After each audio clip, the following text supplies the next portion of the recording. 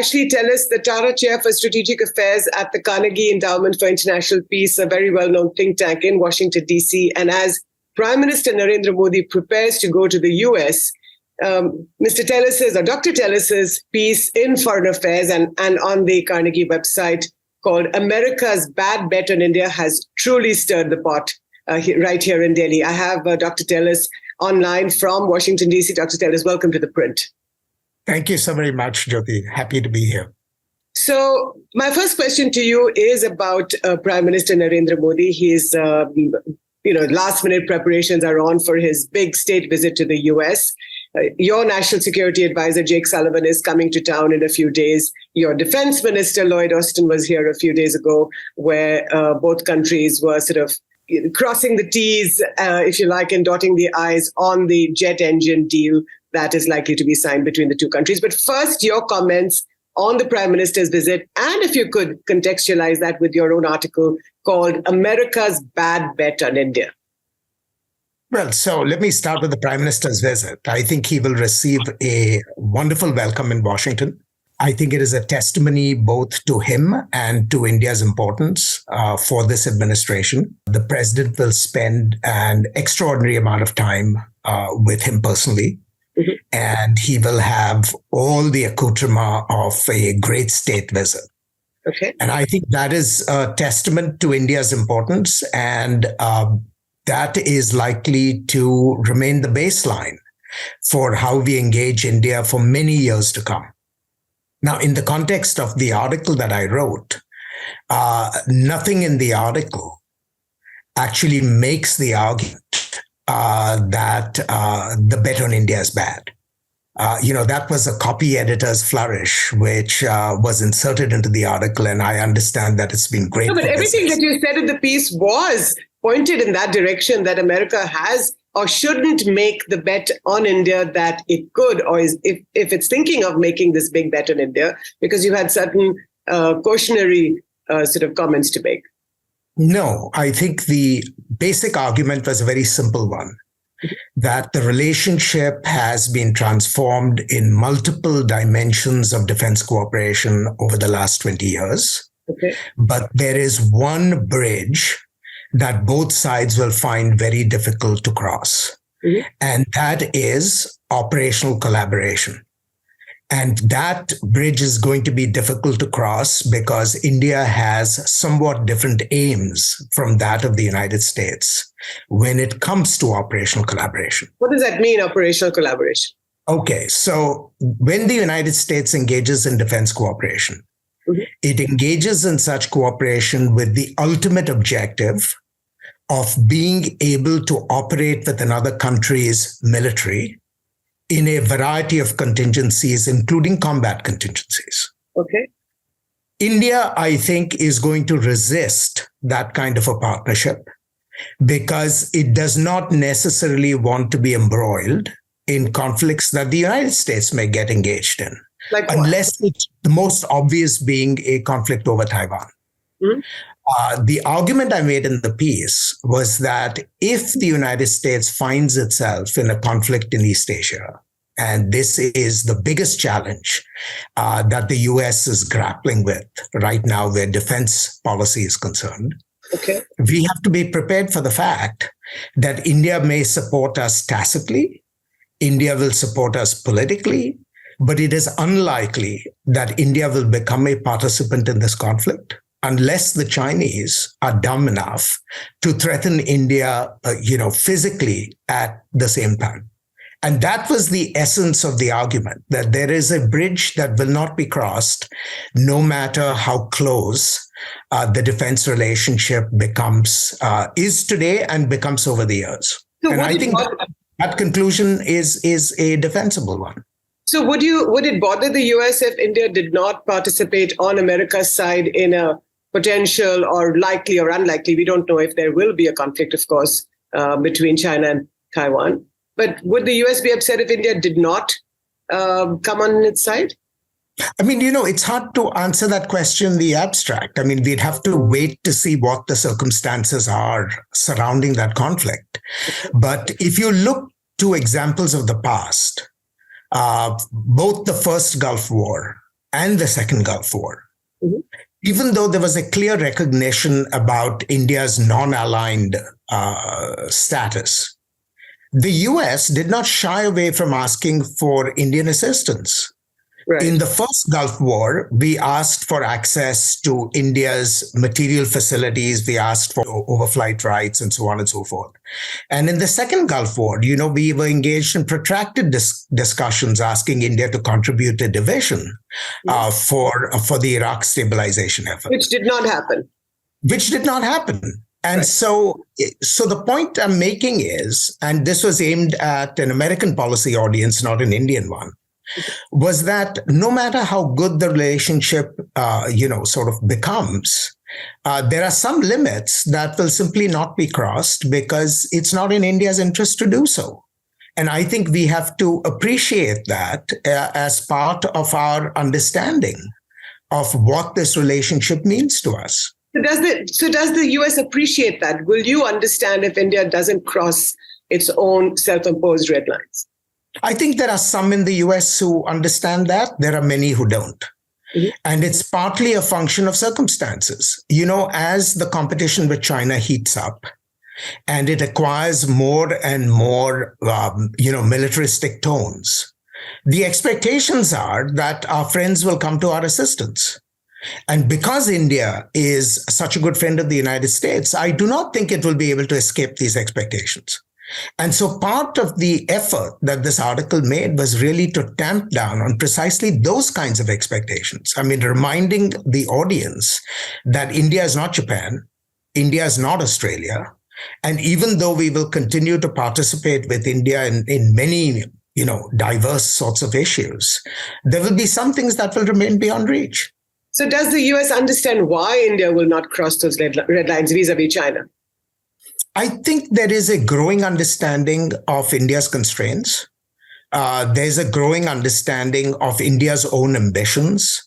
Mm-hmm. But whether that understanding has percolated the system and shaped all the understandings within the system, I think that is a work in progress. But I would argue, and sitting in DC, I would argue that if Chinese troops have been, and 50,000 Chinese troops are eyeball to eyeball with Indian troops on the line of actual control in Eastern Ladakh for the last 3 years, for large parts of the pandemic and up to now, then wouldn't it make perfect good sense for India to be on America's side in the unlikely or likely or the potential case of a conflict? Well, you've got to parse what you mean by America's side. I think India will be on America's side. There's no question about it. Okay. India would want to see the United States come out ahead in any conflict with China because India does not like the idea of a Chinese-dominated Asia. Right. But the question is, how exactly will India take America's side is the question. Mm-hmm. And the point that I wanted to emphasize was that India will provide tacit support. And, what exactly that means, I think, will again be defined by circumstances. Okay. India will provide political support for the United States in any confrontation with China. But I think short of the most dire contingencies, India will refrain from getting involved in combat operations. And I don't see why that should be so surprising. Because the Indians have been very clear that their objectives are to build their own capabilities, to be able to stand up to China independently, and not to remain an appendage of the United States in terms of its larger objectives, either in Asia or globally. And this has been a consistent facet of Indian foreign policy, for as long as I can remember. Do you think 75 years on since India became independent, do you think that in the world as it's evolving or shaping up today with China being one big pole and America, of course, is the other one, do you think that India should abandon its traditional sort of non-aligned postures and gravitate towards the American pole? I mean, this is a complicated question to answer because I think India is gravitating to the United States. In a world which is, as you point out, increasingly bipolar, India is certainly not going to be gravitating towards Beijing. It's going to be gravitating towards Washington. But even as it gravitates towards Washington, it wants to create enough space for it to pursue its own interests. And I think that is something that, we in the United States need to better appreciate. That India's gravitation towards the United States does not mean that India is going to behave like a US ally. And that is a hard lesson for us to learn because we think of the world in terms of two categories. We think of the world as countries divided between those who are our adversaries, and we know how to deal with them, and those who are our allies, and we know what to expect of them. But India sort of falls between those two stools. And so making sense of the reality of India, I think, is going to be a long-term issue for us. I mean, managing this relationship with India, no matter how it gets, will always have complications, and thus far we've managed them. But I fear that in a crisis, our expectations of India will rise, to points that will stress the relationship. But this brings me to the next question, which is that from what I hear from you is that the world is becoming bipolar, the US on the one side and China on the other. But I would actually beg to differ. And I would say that the world isn't bipolar and it's really multipolar. And that we've seen differences between Russia and China, although a lot of people want to portray the Russians as a junior partner of the Chinese, but they do have serious differences. You have Europe, which loves to buy the same Russian oil, which comes via India, is transformed into, some other sort of, and is being sold into Europe. So the world remains multipolar, doesn't it? I'm not persuaded by that at all, because the world has always had diverse power centers, right? I mean, that's not new. I mean, even in the Middle Ages, we had diverse power centers. The question really is what divides some power centers from the others. And when you rack and stack the capabilities of all the power centers, there are two countries whose capabilities tower above the rest. And that is the United States and China. Okay. And I would, if you want to persist with the argument, I would include the European Union as a third pole, because it also is in the same category of capabilities as the US and China. The reason why I don't include the European Union ordinarily is that it is not a unified state, and it does not operate as a unified state. It does not have military capabilities of its own, and so on and so forth. So when you think of conventional states, I think the United States and China really are in a class by themselves. And of course, they are surrounded by many other power centers, but they don't have the same gravity and they don't have the same, persuasive power, at least in terms of the coercive instruments, that they possess, as the US and China do. Okay. So I do think that we are still in a bipolar world. So Dr. Tellis, India well, Prime Minister Modi well, and your own government really well, including your president, Joe Biden. Now, if Biden, in a meeting with Prime Minister Modi at the White House in a few days from now, says, is India going to be a US ally? What does he want to hear? Well, the first thing I would counsel the president is not to ask that question, because, that is a hypothetical that should never be asked ahead of time. It's a question that will naturally present itself as the circumstances evolve and we come to a conflict.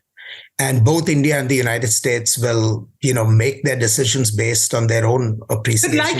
But like you said, politicians don't, they're not strategic analysts like you. They like things simpler. They like to categorize nations, people. And this is a natural question to ask. Are you on my side or not? As I said, I would counsel the president against asking that question. What I think he ought to say is that we value the relationship with India, and the fact that we are having this conversation is sufficient testimony, to the idea of that value. And we want to build this relationship precisely because we are faced with an uncertain world. Okay. And I think that's all he needs to say, and that's probably all he will say if he takes my advice. Okay. I want to ask you about Lloyd Austin, your defense minister's visit to Delhi, and this jet engine deal that's likely to be signed. Now, Rajnath Singh, who's our defense minister, India's defense minister, brought up the question of transfer of technology from US defense companies who want to make in India potentially. Do you think that that's a fair question to ask of the US, which is that you must transfer defense technology to India? I think so. I mean, this is something that is not surprising, nor is it new. It has been at the forefront of our conversations with India, going back to the time when I was in government in the Bush administration. Okay. What this administration has done is that it has become very forward-leaning on providing India access to advanced technologies. And the package that the administration has put on the table with respect to the technology transfer in the GE engine program is truly astounding. I mean, we have been very reluctant to transfer advanced jet engine technology to any country except our closest allies. Okay. And the fact that we are doing this for India, to my mind, really testifies to what I began this conversation with, which is that we value the relationship with India and we see this as part of the building blocks for a deeper relationship in years to come.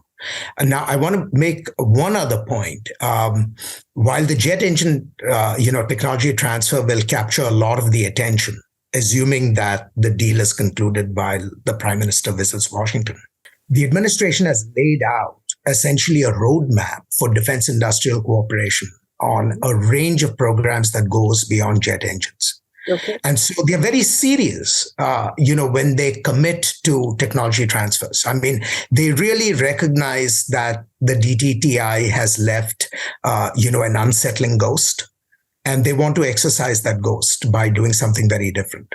And I think that's all we need. Right. So over the last several decades, as India has bought from the former Soviet Union and then Russia, and is now, would you say that India is now gravitating away from the Russian military-industrial complex and towards the US? Yes and no. I mean, I think India wants to diversify the sources. India's been wanting to diversify for a while, for the last 20 years, and India has bought much more defense stuff from the Americans. But what is different today? I think what is different today is that India is willing to take the risk with other partners other than Russia.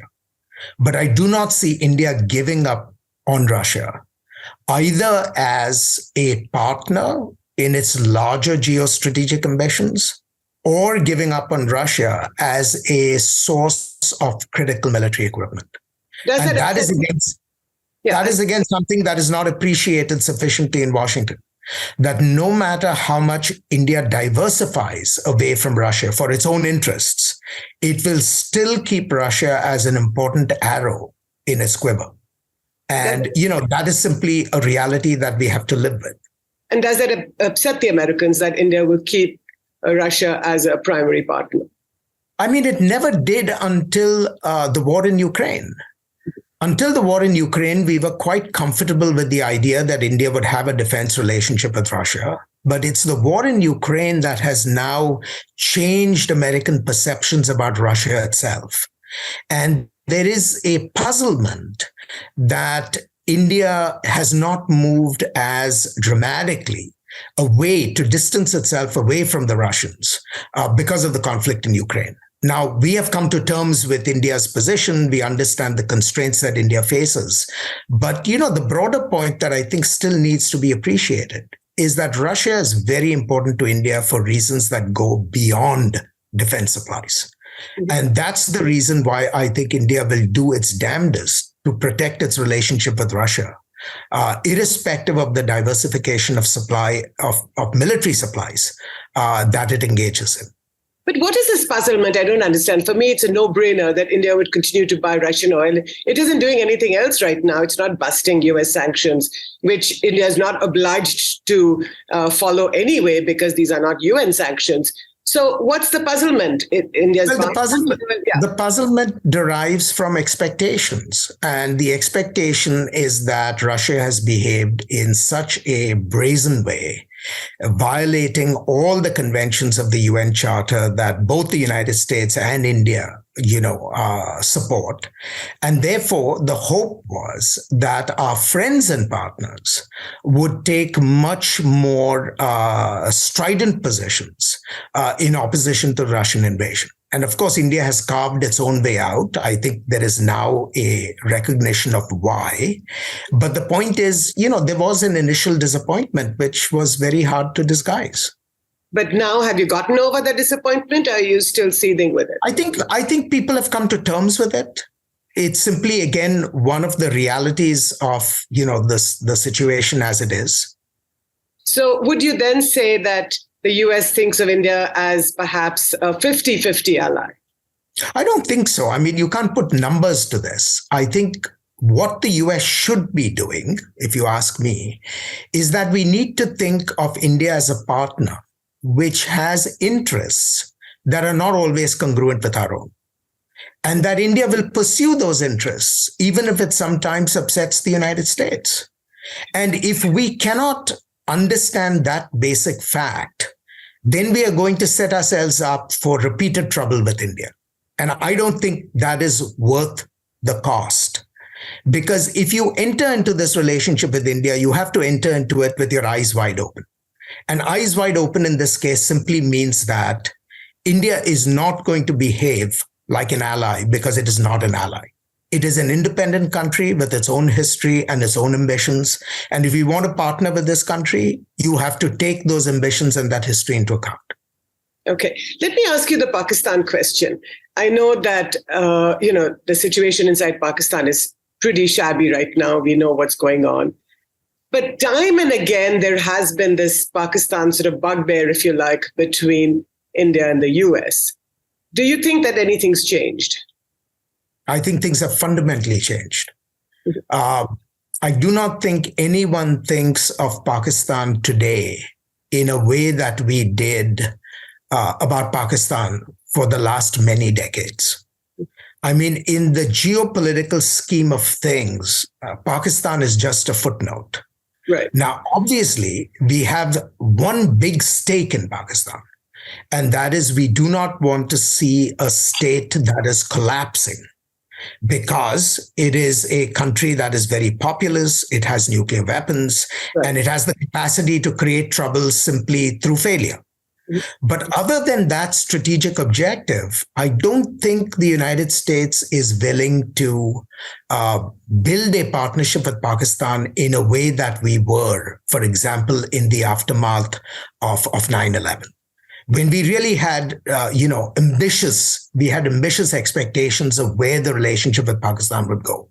I think today all those expectations, lie buried in the history of the frustration and recrimination of the last 20 odd years. But just to pursue your own objective, nuclear armed Pakistan, large population, 200 million Muslims, do you think that India and Prime Minister Modi should perhaps start a dialogue with Pakistan?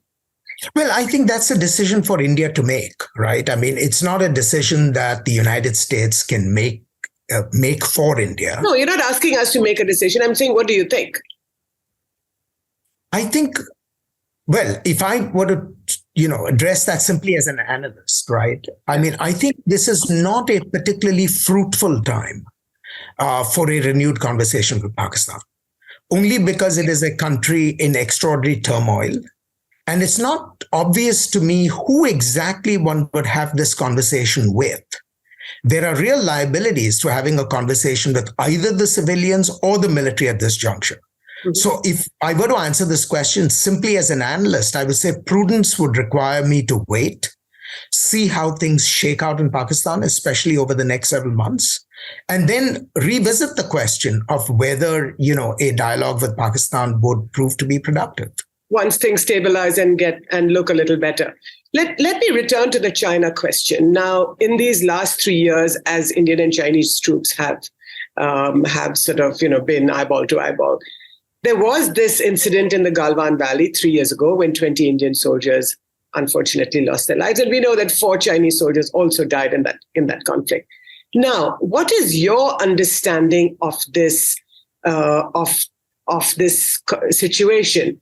Do you believe that Chinese troops are inside the line of actual control? Do you believe that they've taken Indian territory? What is the American perception?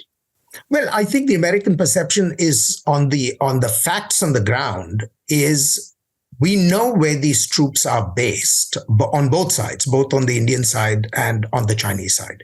Yeah. But because there is no clarity about where the line of control actually lies, I mean, in physical terms, yeah. Because we don't have clarity on that, I don't think the United States is going to make judgments about, what is actually happening with respect to intrusions or non-intrusions. I mean, that is something for India and China to settle. And the first thing that the Chinese ought to have done, in accordance with the agreements that were signed since the 1990s, was to physically delimit the line through the exchange of maps and so on and so forth. Now, why the Chinese have not done that is anyone's guess.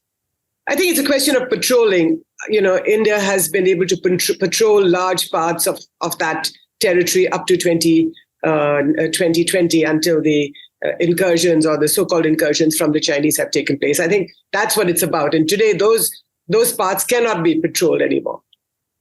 And I mean, again, if India and China are both satisfied that a no patrolling agreement is what brings stability to the frontier, then so be it. I mean, remember, at the end of the day, we are talking of marginal territories which have, never been demarcated to the satisfaction of either side. And so the real question to my mind is, what is the price of confrontation? I mean, if there is a solution that is workable, go with the solution, but push hard on the diplomatic front to really try and resolve the underlying issues, that have caused all these problems for the last many decades, going back to 1950. So you would argue that that when India sort of allies, and I use that word cautiously, with the US, it is able to strengthen its diplomatic hand when it talks to China. Oh, absolutely. And I think we have, in so many ways, both in the things we've done and in the things we've said, we've supported, India's territorial integrity without any hesitation. And as the events of, May 2020 and after have shown, we've actually supported that simply through the transfer of equipment that India wanted in order to protect its equities on that border. So last question to you, Dr. Tellis. Traditionally, we see in India that a democratic administration, like the one that is in the US today, yours, Joe Biden's, has traditionally been very critical of a lot of things inside India, human rights violations in Jammu and Kashmir, a shrinking space for dissent, the New York Times called it a few days ago, inside India. And I'm not just talking about the female wrestlers who are protesting on the streets of Delhi. But this Democrat administration, surprisingly, is now, or I'm saying that, is now preparing to welcome Prime Minister Modi, like you say, in a state visit. What is this change all about, and how has it been wrought? Well, you cannot expect that a relationship with an important country like India will be a single issue relationship. We have a variety of issues, some of which we will agree on, some of which we will disagree on. And I'm going to add the religious freedom report that just came out a few days ago, which was very critical of India. Of course. There will be issues on which we have different perceptions of what is going on. And I expect that this administration will raise them, but it will raise them in the appropriate forum and in the appropriate manner. I mean, you do not, wash contentious linen with your friends in public. And I expect that this administration will pretty much, follow that same norm during this visit as well. So 15 years ago, Prime Minister Modi, when he was Chief Minister of Gujarat, did not get a visa to come to the US. But today, the red carpet is being laid out for him, yes? Yes, the world has changed. On this note, Dr. Tellis, thank you so much for your time, and we look forward to your comments in the coming days on Prime Minister Modi's visit to the US. Thank you. Thank you. Thank you for having me, Jyoti. Take care.